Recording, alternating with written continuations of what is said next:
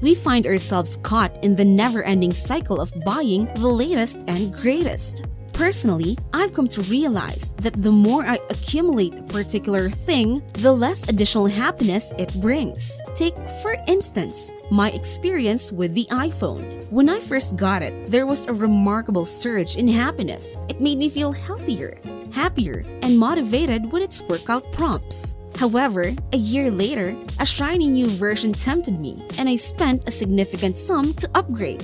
Yet, the marginal increase in happiness didn't align with the price I paid. Now, when faced with the urge to upgrade, I've learned to pause and question the worthiness of the investment. Should I spend exorbitant amounts on a minor improvement, or would I find more joy in investing that money in new experiences or items that align better with my happiness? It's about striking a balance and making choices that truly bring fulfillment.